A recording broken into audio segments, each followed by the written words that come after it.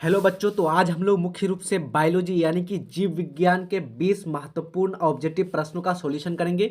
काफ़ी इंपॉर्टेंट है, सारे प्रश्नों को आप लोग अच्छी तरह से सॉल्यूशन करने का प्रयास कीजिएगा।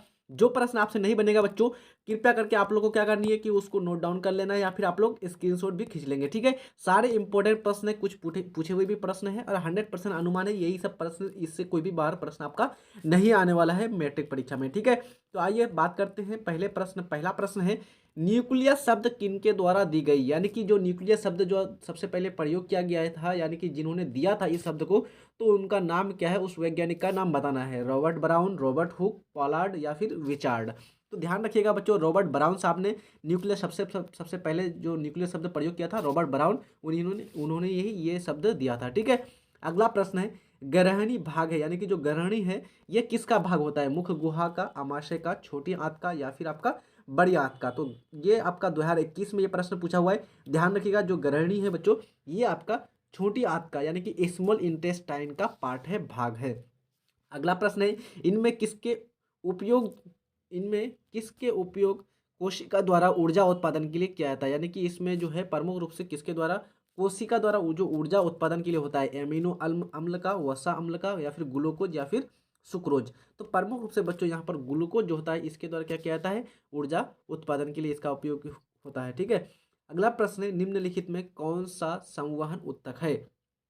आपको बताना है संवहन उत्तक। संवहन उत्तक मतलब कि जो एक पदार्थ को दूसरे, एक पदार्थ को मान लीजिए जड़ हुआ, वो क्या करता है, पानी को एक स्थान से दूसरे स्थान तक स्थानांतरित करता है, तो वो संवहन करता है, भेजता है दूसरे तक, है ना, उसको बोलते हैं संवहन। तो संवहन उत्तक इसमें से आपको बताना है एपिडर्मिस, फ्लोएम, जाइलम या फिर बी और सी दोनों। तो यहाँ पर ध्यान रखिएगा, फ्लोएम और जाइलम ये दोनों क्या है, संवहन उत्तक के अंतर्गत आता है ना। जब उत्तक आप लोग पढ़े होंगे तो वहाँ पर आप लोगों ने बताया था। यहाँ पर डी ऑप्शन यहाँ पर राइट हो जाएगा, तो बी और सी ये दोनों। अगला प्रश्न है, एक कोशिकीय शैवाल में जल का परिवहन होता है।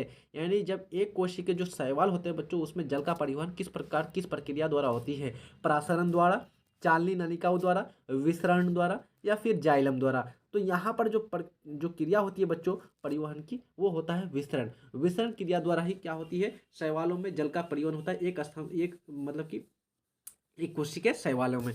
ध्यान रखिएगा, अगला प्रश्न है, पौधों में उत्सर्जित पदार्थ है। 2020 और 2022 दो बार ये प्रश्न आपका पूछा हुआ है लगातार। तो पौधों में जो उत्सर्जित पदार्थ होता है वो कौन सा पदार्थ उत्सर्जित होता है, गोंद, टैनिन, रेजिन या फिर इनमें से सभी।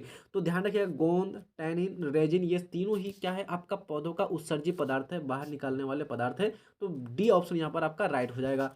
अगला प्रश्न है, पादप अपशिष्ट संचित रहते हैं। जो पादप अपशिष्ट होते हैं वो संचित किस में रहते हैं, संचित पत्तियों में, छाल में, कोशिकाओं में, आपको बताना है। तो यह जो पादप अपशिष्ट जो रहते हैं बच्चों, वो इसमें से सभी पत्तियों में भी, छाल में भी, कोशिकाओं यानी कि कोशिकाओं की रिक्तिकाओं में भी होती हैं। तो ये आपका ऑल ऑफ दिस यहाँ पर डी ऑप्शन आपका राइट हो जाएगा।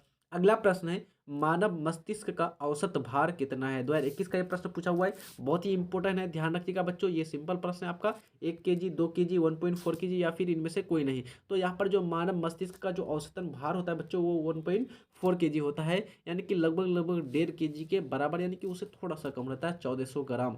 अगर ग्राम में पूछेगा तो 1400 ग्राम मारना है, और केजी में पूछेगा तो आपका 1.4 kg। ठीक है, अगला प्रश्न है, एस्ट्रोजन स्रावित होता है, यानी कि जो एस्ट्रोजन होता है ये किसके द्वारा स्रावित होता है, वृषण द्वारा, अंडाशय द्वारा या फिर लैंगरहैंस की द्वीपिका द्वारा या फिर आपका थायराइड द्वारा। तो एस्ट्रोजन होते हैं जो बच्चों, ये स्रावित किसके द्वारा होता है, अंडाशय द्वारा होती है। तो बी ऑप्शन यहाँ पर आपका राइट हो जाएगा। अगला प्रश्न है, एक लिंगी पादप का उदाहरण है। यानी कि जो एक लिंगी पादप है, इसमें आपको बताना है कि चारों में से कौन एक लिंगी पादप है, पपीता, सरसों या फिर उड़हल या फिर मटर। तो यहाँ पर एक लिंगी पादप है बच्चों आपका पपीता। तो राइट ऑप्शन क्या हो जाएगा, ये हो जाएगा। ये आपका 2014 में ये प्रश्न आपका पूछा हुआ है। अगला प्रश्न से पहले मैं आपसे रिक्वेस्ट करूंगा, यदि आप लोग चैनल में न्यू है तो प्लीज़ सब्सक्राइब कर दीजिएगा, और वीडियो तो अगर अच्छे लग रहे हैं तो लाइक भी कर दीजिएगा। इनमें से कौन अलैंगिक जनन की विधि है, आपको बताना है अलैंगिक जनन की विधि इनमें से कौन सा है, विखंडन, मुकुलन, बीजाणु जनन या फिर इनमें से सभी। तो यहाँ पर विखंडन, मुकुलन, बीजाणु जनन ये सभी क्या है बच्चों, अलैंगिक जनन की ही विधि है। तो ऑल ऑफ दिस यहाँ पर राइट ऑप्शन हो जाएगा, यानी कि डी ऑप्शन यहाँ पर सही हो जाएगा।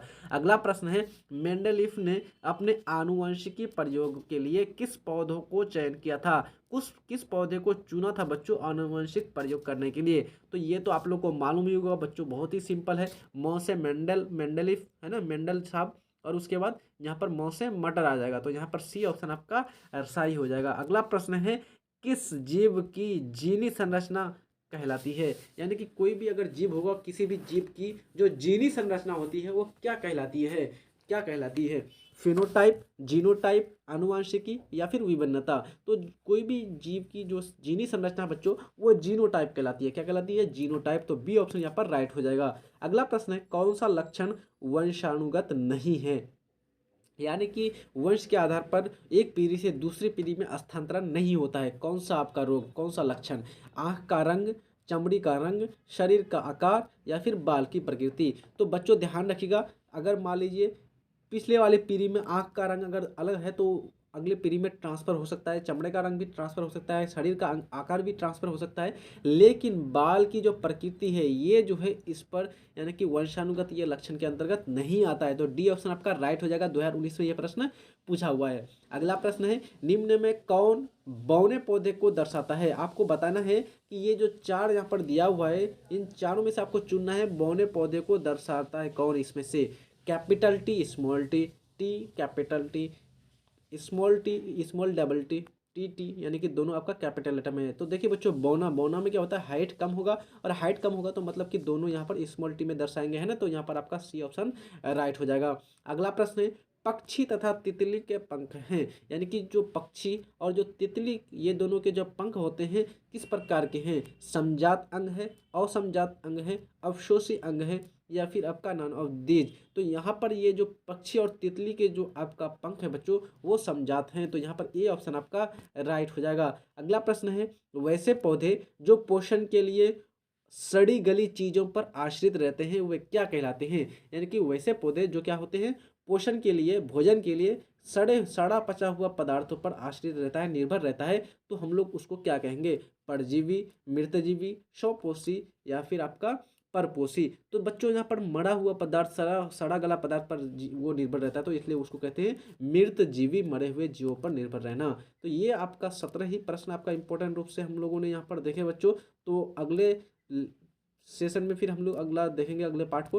तो यहाँ पर आज का सेशन यहीं तक रखते हैं हम बच्चों। आप लोग अच्छी तरह से पढ़ाई करते हैं, मिलते हैं नेक्स्ट वीडियो में, तब तक के लिए जय हिंद।